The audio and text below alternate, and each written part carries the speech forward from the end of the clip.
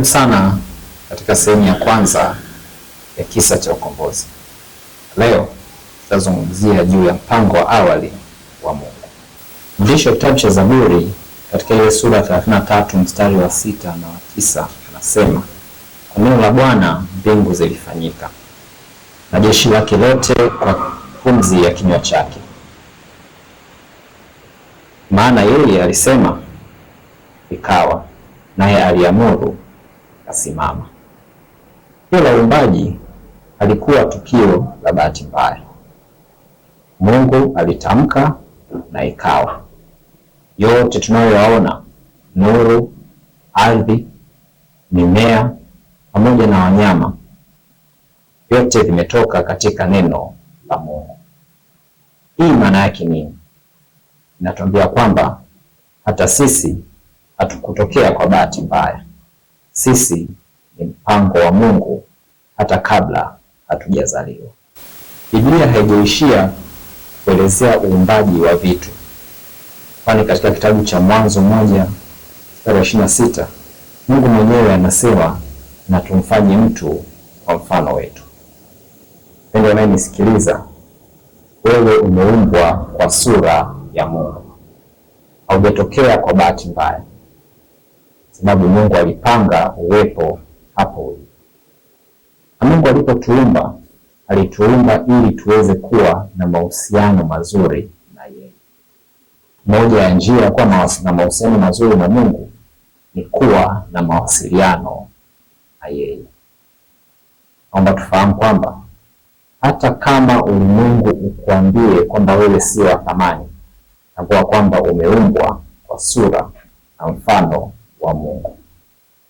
Wote wakutenge, wote wakuone wewe si kitu, jua tu kwamba Mungu amekuumba kwa sura na mfano wake, na anatamani uweze kuwa na mahusiano thabiti na yeye. Ndio maana hata alipomaliza tukio lote la uumbaji la siku 6, alitenga siku ya 7 ya kuweza kufanya mawasiliano na wanadamu aliyowaumba, yani Adam na Hawa. Katika siku hii aliweka kwa ajili ya kuzungumza na watoto wake ili aweze kuwa karibu nao. Ndio maana kwa kuadhimisha siku ya 7 ya juma ya Sabato, tunajenga ukaribu na tunahuisha uhusiano wetu na muumbaji wetu. Awali kabisa, mpango halisi wa Mungu ulikuwa kuwa na dunia iliyokuwa na utulivu ambayo itamwabudu milele zote. Hata hivyo, mpango huu ukatiwa doa kupatia dhambi kuingia duniani. Hii pamoja na hayo yote, bado Mungu anayo kumbukumbu ya kile ambacho alikiumba toka mwanzo. Aliumba ulimwengu ukiwa mkamilifu. Ndiyo maana aliweka mpango wa ukombozi pale dhambi ilipotokea. Na leo anatamani kufanya urejeshaji ambao utaweza kuturudisha sisi kwake yeye. Ndugu mpendwa, katika uumbaji tunaona namna ambavyo Mungu alikusudia tuwe na amani na maisha yetu.